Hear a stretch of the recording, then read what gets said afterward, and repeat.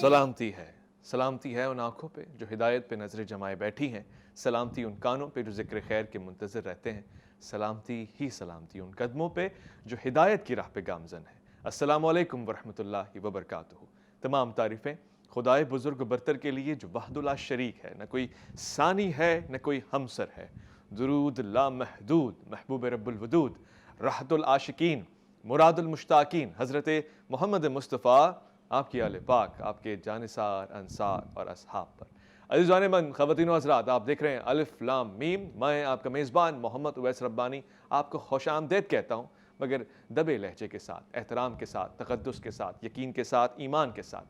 آج 7ویں محرم کی اس نشست میں ایک پیغام لیے بیٹھا ہوں، وہ پیغام جو دشت بلا میں حضرت امام حسین، آپ پہ ہمارا سلام ہو، آپ کی آواز اور آپ کی صدا میں گونج رہا ہے۔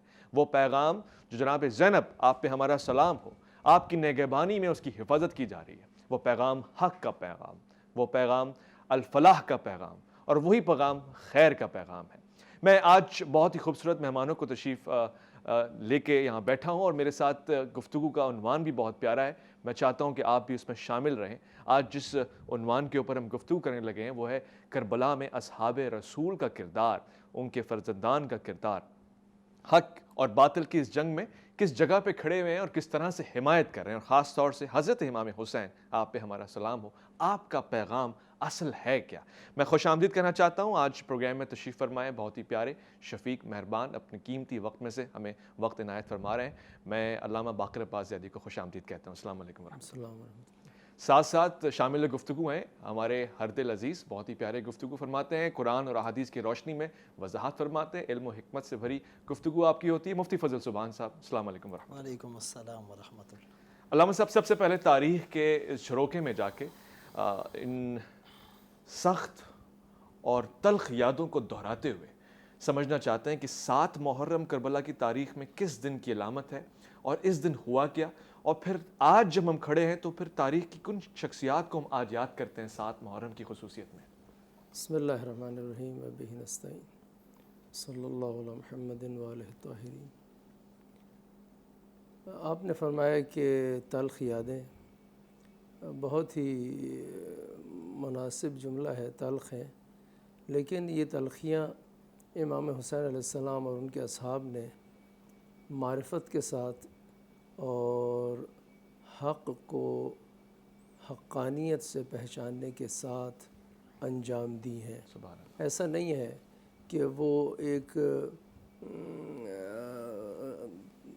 ان کا طے شدہ پروگرام کچھ اور تھا اور وہ یہاں کسی دھوکے سے یا کسی غیر منصوبہ بندی کے ذریعے یہاں پہنچ گئے، نہیں، انہوں نے بھی منصوبہ بندی کی ہے، اور وہ چلے مدینے سے اس وقت سے انہوں نے، بلکہ اس سے پہلے جو ہمیں نظر آتا ہے امام حسن علیہ السلام کی شہادت کے بعد سے انہوں نے پلاننگ کی۔ لوگ اس وقت بھی ان سے کہتے تھے کہ آپ قیام کریں، آپ اٹھیں، ہم آپ کو ساتھ دیں گے، تو آپ فرماتے تھے کہ نہیں، ابھی حالات جو ہے وہ قیام کے لیے مناسب نہیں ہے۔ کیوں مناسب نہیں ہے؟ یعنی کہ قیام ایک اثر کرتا ہے، وہ اثر نہیں کر سکے گا، ابھی اس کا وقت نہیں آیا، لہٰذا 10 سال آپ نے انتظار کیا، اور سن 60 ہجری میں آپ نے رخت سفر جب باندھا مدینے سے، تو اپنے اہل خانہ کے ان تمام افراد کو لے کے ساتھ چلے جن کی ضرورت پڑ سکتی تھی، اور جو نہایت ہی شقی اور بے رحمی سے قتل کیے گئے انہیں آپ ساتھ لے کے آئے، اور یہی آپ کا بے دردی سے قتل ہونا اور شہید ہونا اور حق کے لیے کھڑے رہنا، یقین اور معرفت کے ساتھ کہ اس کے ذریعے ہی بس اب اسلام بچ سکتا ہے، قرآن کریم بچ سکتا ہے، وگرنہ قرآن ختم ہو جائے گا، اسلام ختم ہو جائے گا۔ جو آپ نے یہ تمام چیزیں برداشت کیں، آپ نے بھی منصوبہ بنایا، دوسرے لوگوں نے منصوبہ بنایا ہوا تھا کہ اسلام کو ختم کریں، آپ نے منصوبہ بنایا کہ میں نے اسلام بچانا ہے۔ وَمَكَرُوا وَمَكْرُ اللَّهِ وَاللَّهُ خَيْرُ الْمَاكِرِينَ۔ انہوں نے اپنے طاقت کے ذریعے سمجھا کہ ہم زیر کر لیں گے۔ امام نے یعنی اگر میں یوں کہوں کہ رگے گردن سے تلوار کو شکست دی، اللہ، اور اپنی اپنے خون کے ذریعے جو ہے وہ اسلام کی آبیاری کی، لہذا رسول گرامی نے پہلے ہی فرما دیا تھا حسین منی وانا من الحسین، بے شک حسین مجھ سے ہے اور میں حسین سے ہوں۔ یہ تو قطعی بات ہے کہ امام حسین نواسے ہیں رسول کے، اور اس کو سمجھنا آسان ہے، جی لیکن اس بات کو سمجھنا کہ رسول گرامی کہیں میں حسین سے ہوں، اس کو توجہ کی ضرورت ہے، اور وہ توجہ یہی ہے کہ حقیقت رسول جو ہے وہ ان کا پیغام ہے، صحیح، قرآن ہے، حقیقت رسول رسالت ہے جی جو وہ لے کے آئے ہیں۔ وہ جب حقیقت ہے تو یہ آج اگر خطرے میں ہے اور امام حسین علیہ السلام اپنے اس قیام سے اسے محفوظ کرتے ہیں تو یہ در حقیقت ذات رسول کو، ان کی حقیقت کو، رسالت کو، قرآن کریم کو بچاتے ہیں۔ صحیح، لہذا رسول گرامی نے فرمایا میں حسین سے ہوں، یعنی میری حقیقت، میری رسالت کی بقا، جی ابتدا، علت ابتدائی میں ہوں، علت مستمرہ اور مبقیہ، باقی رکھنے والے امام حسین ہیں، اور انہوں نے یہ عمل انجام دیا معرفت کے ساتھ۔ صحیح، اس کے لیے انہوں نے کسی بھی نقطے پر جہاں پر بھی رنج و الم ان تک پہنچا، حتیٰ حضرت علی اصغر کی شہادت کی نسبت سے ہم دیکھتے ہیں کہ انہوں نے شکایت نہیں کی، بلکہ ہر مقام پہ یہ کہا کہ خداوندہ ہماری اس قربانی کو قبول فرما۔ بڑی بات ہے، تو یہ جو روش ہے یہ بتاتی ہے کہ ہر موقع پر، ہر مرحلے پر کسی بھی معرکے میں جیتنے کے ذرائع موجود ہوتے ہیں۔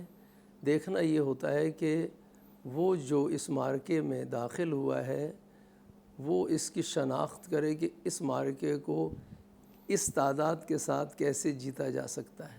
کیا بات ہے، اس تعداد کے ساتھ بھی کیسے جیتا جا سکتا ہے، واہ، ٹھیک ہے، سبحان اللہ، اور انہوں نے یہ عمل انجام دیا اور یہ ثابت کیا کہ حق کے لیے قیام میں چاہے ایک تک تنہا کوئی ہو یا 72 ہوں یا بچے ہوں یا عورتیں ہوں، ٹھیک ہے، انہیں آپ دیکھیں کہ ان کے بچوں کو دیکھیں، ان کی خواتین کو دیکھیں کہ انہوں نے کتنا طویل سفر ایسے لوگوں کے درمیان کے جو خونخوار تھے، جنہوں نے اتنی بربریت دکھائی تھی عاشور کے دن، انہی کے نرغے میں وہ کوفے بھی گئے، شام بھی گئے، جی ٹھیک ہے، حتیٰ یہاں تک بھی ہے کہ ہر جگہ پہ پہنچتے تھے تو بازاروں کو سجایا جاتا تھا، پھر داخل کیا جاتا تھا، تو یعنی اہانت اور توہین جو تھی اس کے باوجود کہیں ان میں سے کسی نے بے صبری کا مظاہرہ نہیں کیا۔ بے صبری کا مظاہرہ نہیں کیا، صبر کی ایک اونچی اور اعلیٰ اور یہ معیاری مثال خواتین آپ کی نسبت سے آپ دیکھیں کہ خواتین، بچیاں، بالکل ایسے ہی چھوٹی ہے۔ بچیاں، مفتی فضل سبحان صاحب سے پوچھنا چاہتا ہوں، جو کہ میرے آج پروگرام کا موضوع ہے اور اس کی مناسبت سے بڑی ایک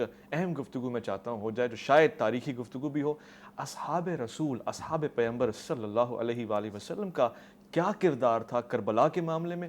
کون کون سے فرزندان جو امام حسین کی حمایت میں کھڑے تھے اور جانثار بن کے کھڑے تھے؟ نحمدہ و نصلی علی رسولہ الکریم۔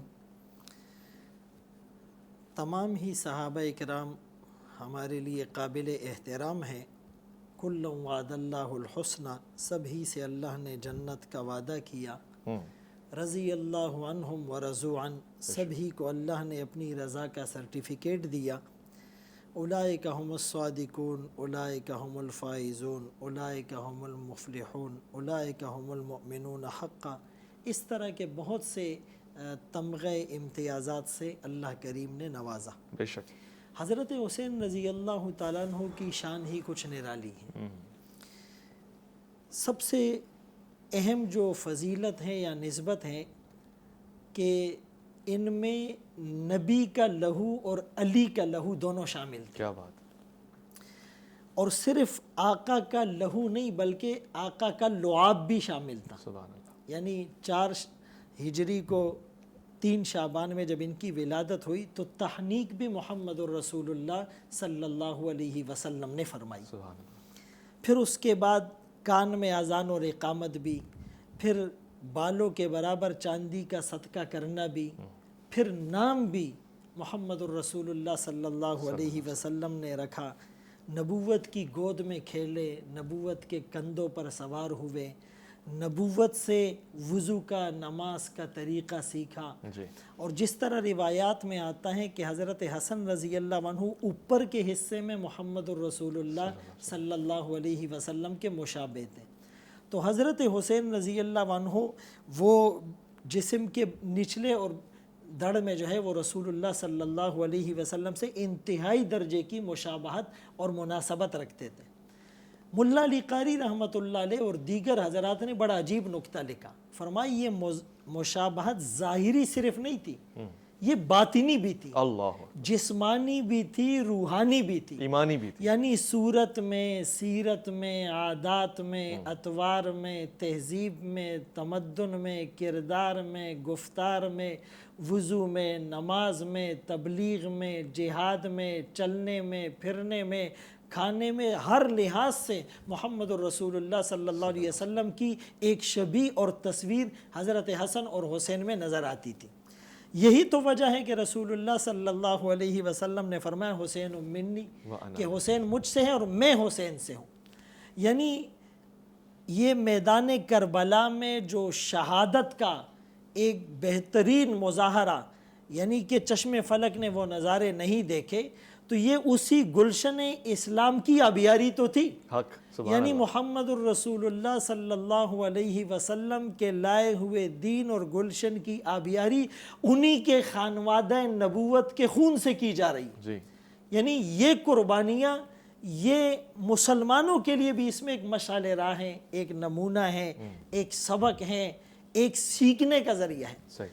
جس طرح آپ نے کہا کہ صحابہ کا ان کے ساتھ جو تعلق اور ان کے ساتھ جو عقیدت اور احترام کا جو لیول تھا وہ کتنا تھا. جی کہ ایک موقع پر یہ حج کے سفر پہ جا رہے ہیں، جی تو عبداللہ ابن عباس رضی اللہ عنہما وہ سواری پر ہیں اور حضرت حسین رضی اللہ عنہ پیدل ہیں. تو حضرت عبداللہ ابن عباس رضی اللہ عنہما احتراماً اپنی سواری سے اتر گئے اور فرمایا کہ حسین کے احترام میں ہمارا اترنا ہم پہ لازم ہے. اللہ اکبر. بلکہ ایک موقع پر حضرت ابو ہریرہ رضی اللہ تعالیٰ عنہ نے حضرت حسین رضی اللہ عنہ کے پاؤں صاف کیے، گرد اور مٹی صاف کی. سبحان اللہ. فرمائے ان کے بارے میں تو ہم نے آمنہ کے لال سے سنا ہے، اے اللہ اس سے محبت کر، اور جو اس سے محبت کرے آپ بھی اس سے محبت کریں، اس لیے کہ میں ان سے محبت کرتا ہوں. سبحان اللہ. یہ روایت اسامہ بن زید رضی اللہ تعالیٰ عنہ روایت کرتے ہیں. اور ایک موقع پر رسول اللہ صلی اللہ علیہ وسلم نے فرمایا کہ حسین میری بہترین اولاد ہیں، حسن اور حسین میری جنت کے دو پھول ہیں، میری خوشبو کا ذریعہ ہے. تو یہی وجہ تھی کہ جب آپ یعنی اسلام کا علم اٹھا کر جب کربلا کی طرف رخت سفر باندھنے لگے تو عبداللہ ابن عمر، عبداللہ ابن عباس، محمد بن عرفیہ نے آپ کو روکا کہ بھئی ان لوگوں کی نیتیں ٹھیک نہیں ہے. لیکن ظاہر ہے کہ جان افری کے حوالے کرنا یہ تو ان کے لیے سعادت ہے. اسی لیے فنا فی اللہ کی تہ میں بقا کا راز مضمر ہے، جسے مرنا نہیں آتا اسے جینا نہیں آتا. یہ سبق تو وہ محمد الرسول اللہ کی درسگاہ میں اور یونیورسٹی میں پڑھ چکے تھے، اور آقا تو بشارت دے چکے تھے کہ میری امت کے کچھ لوگ بدبخت شقی القلب لوگ میرے اس نواسے کو جو جنتی جوانوں کے سردار ہے ان کو شہید کریں گے.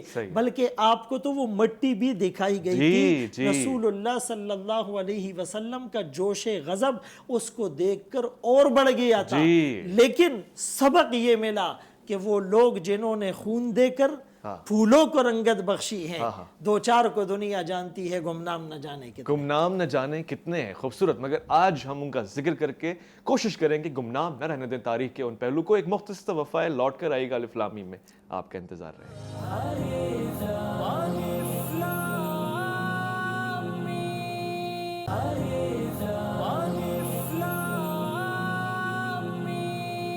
خوش آمدید. الف لام میم میں گفتگو ہو رہی ہے 7 محرم الحرام کی تاریخ کو پیش نظر رکھتے ہوئے، اور ہم نے کیا خوبصورت عنوان ہے جس کا انتخاب کیا ہے، حضرت امام حسین آپ پہ ہمارا سلام ہو، آپ کے جانثار باوفا صحابی، اصحاب، دوست، ان میں سے رسالت مآب صلی اللہ علیہ وسلم کے کتنے صحابی ساتھ ہیں، کتنے حمایت کر رہے ہیں۔ مفتی صاحب نے کیا خوبصورت ہمارے سامنے واقعہ رکھا کہ جب آپ رخت سفر باندھ رہے ہیں تو کتنے صحابہ، کتنے بزرگ صحابہ کی اولادیں آپ کو مشورہ دے رہی ہیں، آپ کی حمایت کا اعلان کر رہی ہیں، آپ کے ساتھ ہیں۔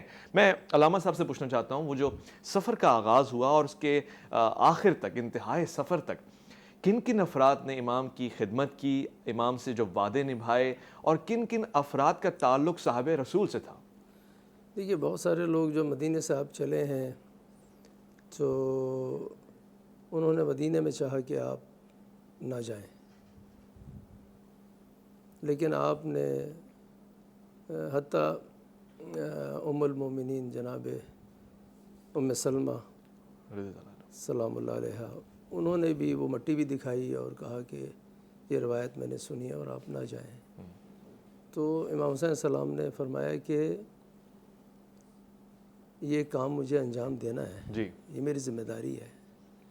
جیسے میں نے پہلے بھی عرض کیا کہ بعض لوگ شاید یہ تصور کرتے ہیں کہ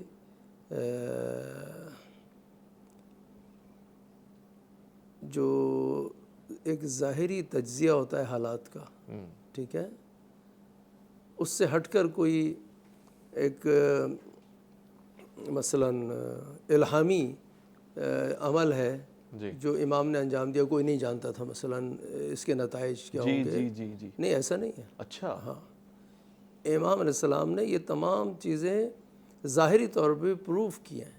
اچھا، ہاں، کہ اگر میں آج قیام نہیں کروں گا تو دین ختم ہو جائے گا۔ دین کیسے ختم ہو جائے گا؟ یہ میں سمجھنا چاہتا ہوں۔ دین اس طرح سے ختم ہوتا ہے کہ اگر آپ ان حالات کا مشاہدہ کریں جو اس وقت تھے، اور جو جس طرح سے خلافت اور جس نقطے پہ پہنچی تھی، ٹھیک ہے، وہ اگر اسی تسلسل میں آگے رہتی تو اب یہاں سے اندازہ لگا لیں کہ آج اگر امام حسین علیہ السلام قیام نہ کرتے، اور آپ اگر دیکھیں کہ یزید اور اس جیسے لوگ آئندہ کے خلیفہ ہو جاتے اور وہ سیرت بن جاتے بعد میں آنے والوں کے لیے، تو آپ بہت آسانی سے اندازہ لگا سکتے ہیں کہ اسلام ختم ہو جاتا، دین ختم ہو جاتا، اس کے تمام مظاہر ختم ہو جاتے، ٹھیک ہے نا۔ بہت ساری چیزیں جو حلال تھیں انہیں حرام کیا گیا، حرام کو حلال کر دیا گیا، ٹھیک ہے، اور دین کو آہستہ آہستہ محو کیا گیا۔ تو یہ ان کی تفصیلات میں اگر جاؤں تو اقتصادی مسائل الگ ہیں، ٹھیک ہے، دینی مسائل الگ ہیں، عبادات جن میں دستبرد کی گئی الگ ہے، اہل بیت کی نسبت سے روایات ہیں جنہیں ممنوع قرار دے دیا گیا، انہیں کوئی بیان نہیں کر سکتا تھا، ٹھیک ہے، وہ قضا بہت ساری چیزیں ہیں، ٹھیک ہے۔ تو ایک سادہ سا مظہر اگر آپ دیکھیں، وہ حکمران اس وقت جو رسول گرامی کا نائب بن کے بیٹھا ہوا ہے، جی، اگر ایک ایسا شخص جو مثلاً لہو و لعب میں مبتلا ہے، جو ہر طرح کی برائی میں مبتلا ہے، یہ حاکم اسلامی بنے اور یہ سیرت ہو جائے، جی، کیا ہوگا آنے والے دور میں؟ اسلام ختم ہو جائے گا، ٹھیک ہے۔ تو اگر امام نے قیام نہ کیا ہوتا، آپ فرض کریں کہ قیام نہیں ہے، آج فرض کرتے ہیں قیام نہیں ہے، جی، یہ ٹھیک ہے، تو کیا نتیجہ نکلنا تھا آج؟ یہ امام حسین السلام کے قیام کا نتیجہ ہے کہ یہ مظاہر باقی ہیں، یہ دین باقی ہے، یہ اسلام باقی ہے، یہ اذانیں باقی ہیں، ٹھیک ہے۔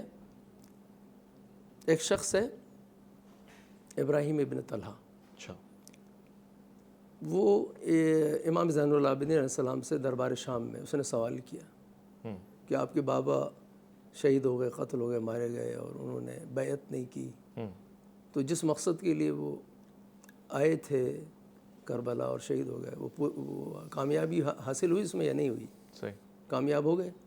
امام نے فرمایا صبر کرو، اس کا جواب مل جائے گا تمہیں۔ اچھا، ہاں، تھوڑی دیر بعد اسی دربار میں اذان ہوئی، امام نے فرمایا کہ دیکھو یہ اذان اور اللہ اور رسول کا نام اس میں لیا گیا ہے، یہ باقی ہے، اگر امام قیام نہ کرتے تو یہ اذان بھی ختم کر دی جاتی، یہ محو کر دی جاتی، یہ یعنی دین ختم ہو جاتا۔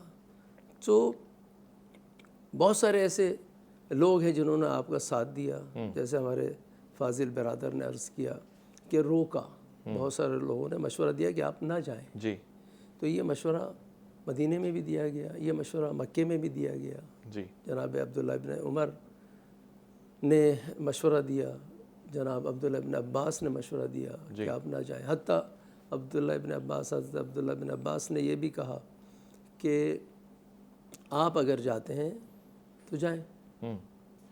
جب انہوں نے کہا کہ آپ نہ جائیں تو آپ نے ان کو خاموش کرنے کے لیے کہا ان اللہ شاہ یرانی قتیلا، خدا مجھے قتل ہوئے دیکھنا چاہتا ہے. اللہ اکبر. تو انہوں نے کہا کہ ٹھیک ہے، آپ اگر یہ سمجھتے ہیں کہ آپ قتل ہو جائیں، شہید ہو جائیں، تو حرم کو نہ لگے. ٹھیک ہے، تو ٹھیک ہے، ان بیوی بچیوں اور بچوں خواتین کا وہاں کیا کام ہے؟ پھر انہیں نہ لے جائیں، آپ جائیں، قتل ہو جائیں. تو امام نے جواب میں فرمایا کہ ان اللہ شاء یراہن سبایا، اللہ خدا انہیں قیدی ہوئے دیکھنا چاہتا ہے. اللہ. یعنی یہ جو آپ فرما رہے دیکھنا چاہتا ہے، مشیت الہی، مشیت الہی امتحان ہے، وہ امتحان لیتا ہے، ٹھیک ہے، اور امتحان کے نتیجے میں کامیابی حاصل ہوتی ہے، اعلیٰ مقام حاصل ہوتا ہے، ٹھیک ہے. تو خدا انہیں دیکھنا چاہتا ہے. ابن عباس، حضرت ابن عباس کو ساکت کرنے کے لیے آپ نے یہ کلمات کہے، لیکن در حقیقت یہ بتانا چاہتے تھے کہ میری تحریک میرے قتل پر بھی اگر جا کے رک جائے تو کافی نہیں ہے. اللہ. جب تک کہ یہ بیویاں درباروں میں نہ جائیں، وہاں تبلیغ نہ کریں، وہاں پر اس جرم کے حقائق بیان نہ کریں، درباروں سے بازاروں سے نہ گزریں، صحیح، قیدی نہ بنائی جائیں. یعنی قربانی تسلسل کے ساتھ ہوں گی. اور یہ انہی پے در پہ ان قربانیوں نے آج تک کربلا کو زندہ رکھا ہوا ہے. ہر محرم جو آتا ہے، آپ دیکھیں جیسے ہی پہلی محرم کا چاند نظر آتا ہے، ٹھیک ہے، تو فضا بدل جاتی ہے، فضا غمگین ہو جاتی ہے، وقت بدل جاتا ہے. یہ وہی فضا ہوتی ہے جو محرم سے پہلے ہوتی ہے. جی. ذی الحجہ میں بھی وہی دن ہے، وہی ہوا ہے، لیکن یہ ان عظیم ہستیوں کی تاثیر ہے اس کائنات میں، اور یہ قربانی کے نتیجے میں ملتی ہے. اسلام کی خوبصورتی یہ ہے خواتین و حضرات، علامہ صاحب جو فرما رہے ہیں کہ اسلامی مہینوں کے آغاز میں بھی قربانی ہے اور انجام میں بھی قربانی ہے. کہیں ذی الحجہ ہے تو وہاں قربانی ہے، اور کہاں یہ قربانی ایک عظیم قربانی ہے. مفتی صاحب، علامہ صاحب نے بارہا یہ کہا کہ اسلام کی بقا کے لیے کربلا ضروری تھی، اور کربلا کا مقصد اسلام کی بقا ہے.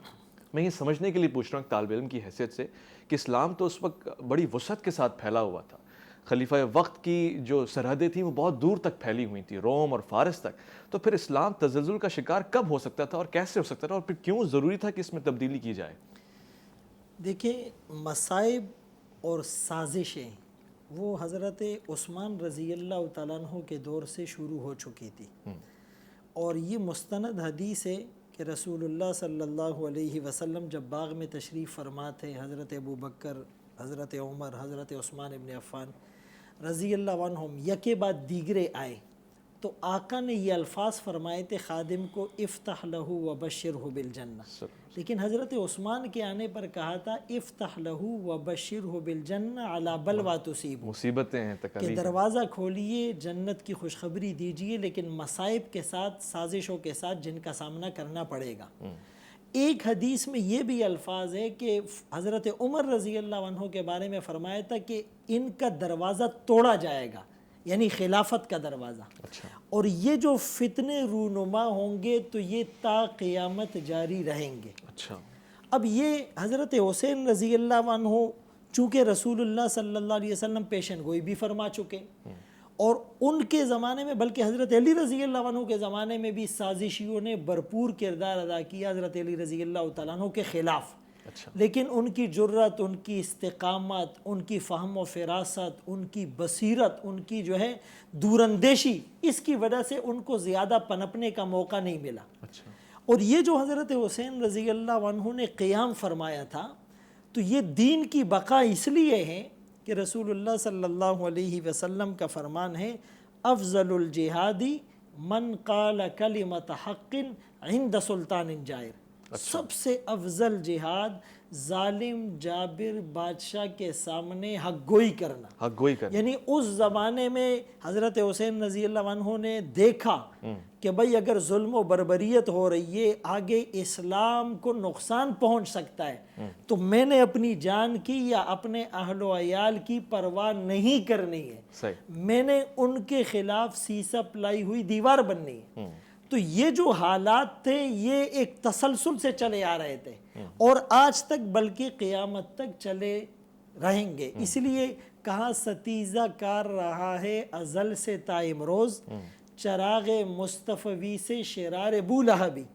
یعنی آقا کے پردہ فرما جانے کے بعد، صدیق اکبر رضی اللہ تعالیٰ عنہ کا خلیفہ بننے کے بعد جن لوگوں نے زکوٰۃ سے انکار کیا، مانعین زکوٰۃ، اور جو قبائل مرتد ہو گئے، اور مسیلمہ کذاب اور اسود عنسی اور طلیحہ، یہ سارے جو ہمیں کردار نظر آتے ہیں، تو اس زمانے میں بھی یہ سازشیں پھر حضرت عمر رضی اللہ تعالیٰ عنہ کو مسجد نبوی کے اندر شہید کرنا.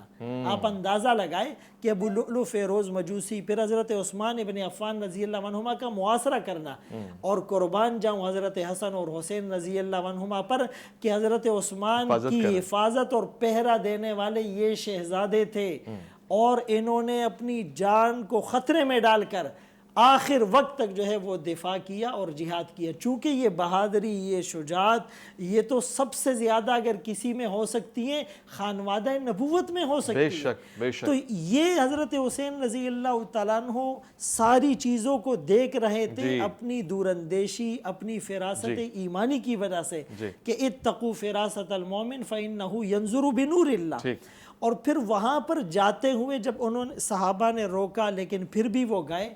اس کے بعد 12,000 خطوط ان کے پاس آئے تھے اور لوگوں نے اپنی وفاداریوں کے حلف اٹھائے تھے. لیکن ابھی یہ راستے ہی میں تھے کہ ان کے چچا زاد بھائی مسلم بن عقیل رضی اللہ عنہ، جنہیں انہوں نے اپنا سفیر اور قاصد بنا کر بھیجا تھا، عبید اللہ ابن زیاد نے انہیں شہید کر دیا تھا. یہ خبر مل گئی تھی، لیکن انہوں نے کہا میں نے تو قیام کا ارادہ کر لیا ہے اور قصاص بھی لینا ہے، اور ان کی آنکھوں میں آنکھیں ڈال کر حق گوئی کو بیان کرنا ہے. پھر بھی اپنا سفر ترک نہیں کیا. اس سے بڑی بہادری اور شجاعت کیا ہو سکتی ہے؟ پھر دوسرے سفیر قیس ابن مصر کو جب بھیجا، اس کو بھی شہید کیا گیا. اور پھر جو ہے وہ سعد بن عمر نے ان کا جو ہے نا وہ راستہ روکا تھا. اور پھر اس کے بعد جب حضرت حسین رضی اللہ عنہ نے انہیں کہا تھا کہ یا تو ہمیں سرحد پر جانے دو، ہم اپنی زندگی کو جہاد میں صرف کرنا چاہتے ہیں، یا مدینہ جانے دو، یا ہمیں ڈائریکٹ یزید کے پاس لے جاؤ. چونکہ وہ حق گوئی کرتے ہوئے ظاہر ہے انہوں نے اپنی جان دینی تھی، جان کا نذرانہ پیش کرنا تھا. افضل الجہاد من قال کلمۃ حق عند سلطان جائر کا مصداق بننا تھا. لہٰذا انہوں نے اس قیام کو لازم کیا اور ترک نہیں کیا اور مستقل مزاجی کے ساتھ جاری رکھا. ایک مختصر سا وقفہ لے رہے ہیں، لوٹ کر آئیں گے، یہی سوال پوچھیں گے مزید اور جاننے کی کوشش کریں گے کہ آخر کیا وجوہات تھی کہ ایمان بھی تسلسل کے ساتھ ہے اور یقین بھی تسلسل کے ساتھ ہے. لوگ روک رہے ہیں تب بھی آپ رکتے نہیں ہیں. شاید آپ وہ جانتے ہیں جو ہم نہیں جانتے. ایک مختصر وقفہ ہے، الف لام میم میں آپ کا انتظار رہے گا.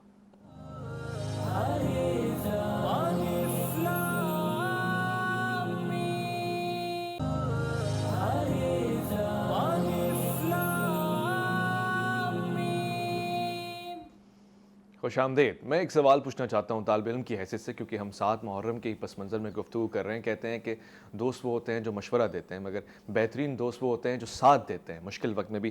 علامہ صاحب، ہم نے بارہا گفتگو کی، مشیر تو بہت سارے تھے اور یقینی طور سے خلوص کے ساتھ آپ کو بتا رہے تھے کہ نہ جائیں. کوفیوں کو ہم جانتے ہیں، کوفی لایوفی، وفا نہیں کرتے. آپ کے والد کے ساتھ بھی یہی سلوک کیا، بھائی کے ساتھ بھی یہ سلوک کیا.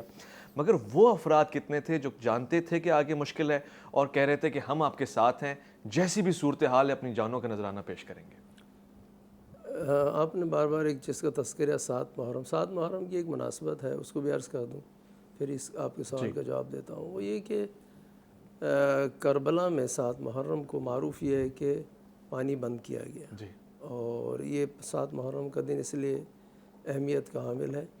اگرچہ کہ یہ بھی بعض روایات میں آیا ہے کہ اہل حق کی طرف سے بعض جو نہر کے کنارے تھے وہاں جنگ کر کے کچھ تھوڑا بہت پانی حاصل بھی کیا گیا۔ اچھا، بہرحال جو عمومی ایک کیا کہتے ہیں معروف بات ہے وہ یہی ہے کہ 7 سے پانی بند ہو گیا تھا اور پھر پانی خیام میں ختم ہو گیا۔ بات کی طرف آتے ہیں، جو سوال آپ کا ہے وہ یہ کہ دیکھیے اس میں تو قطعاً کوئی دو رائے نہیں ہے کہ یہ جو لوگ موافق تھے اور جو لوگ مخالف، ان میں سے بہت سارے جو ہے وہ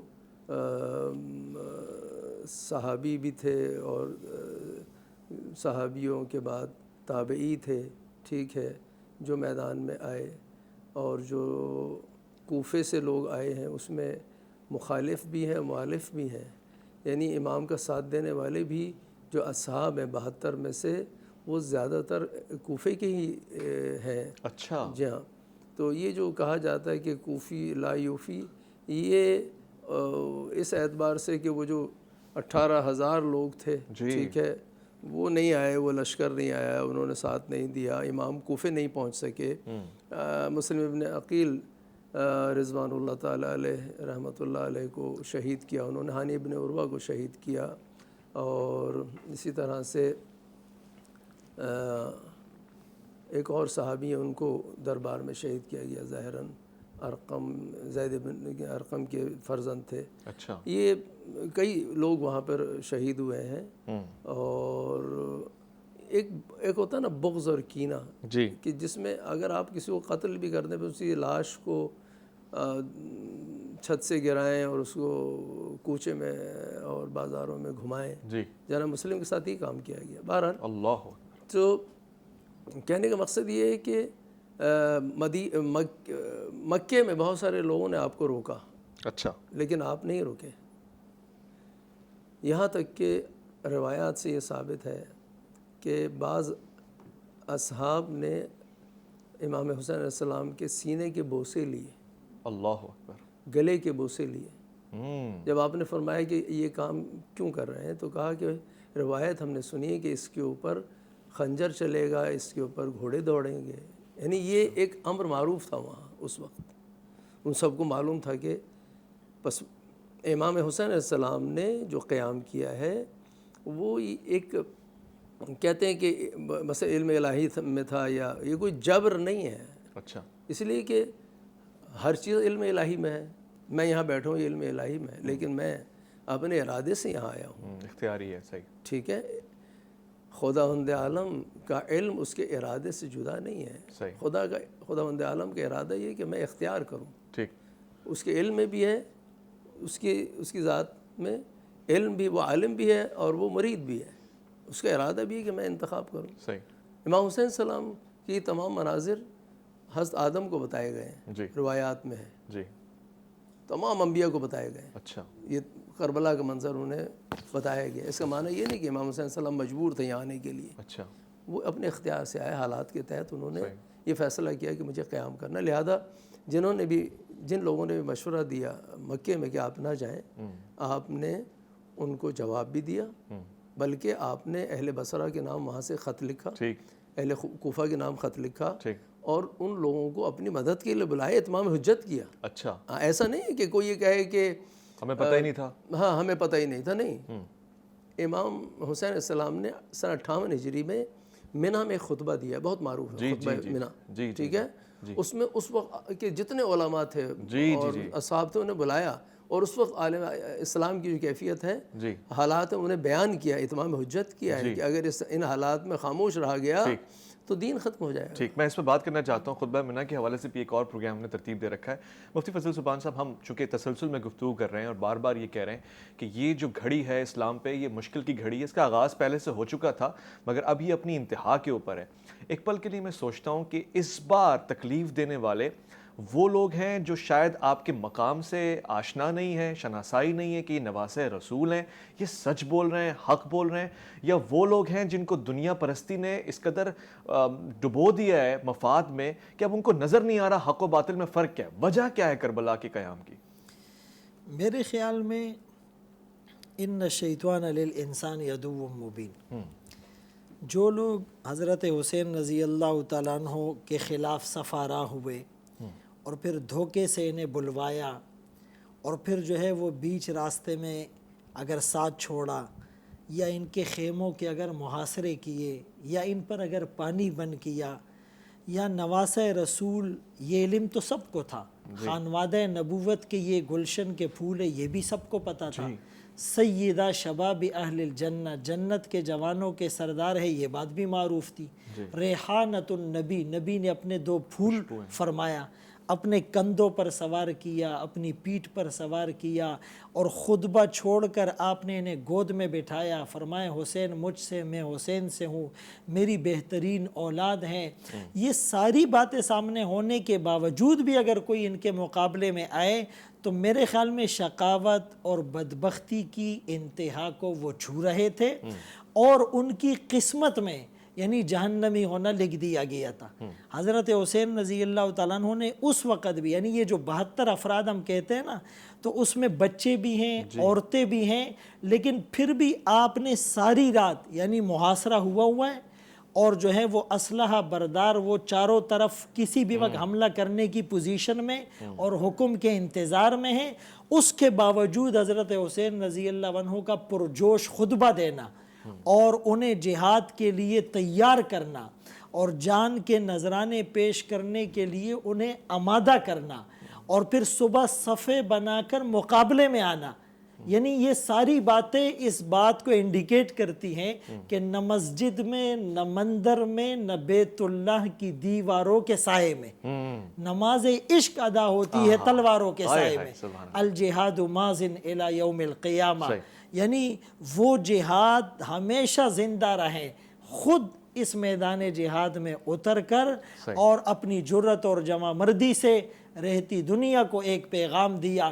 بلکہ جو لوگ آج اس سبق سے ناآشنا اور نابلد ہیں ان کے لیے ایک پیغام ہے، نہ جانے کس کی لگن، کس کی دھن میں مگن، جا رہے تھے کہ مڑ کے بھی دیکھا نہیں، ہم نے آواز پہ ان کو آواز دی، پھر بھی کہتے ہیں ہم کو پکارا نہیں، جب بھی اہل چمن کو ضرورت پڑی خون ہم نے دیا، گردنیں پیش کی، پھر بھی ہم سے یہ کہتے ہیں اہل چمن یہ ہمارا چمن ہے تمہارا نہیں، بات پھولوں کی ہوتی تو سہ لیتے ہم، اب تو کانٹوں پہ بھی حق ہمارا نہیں۔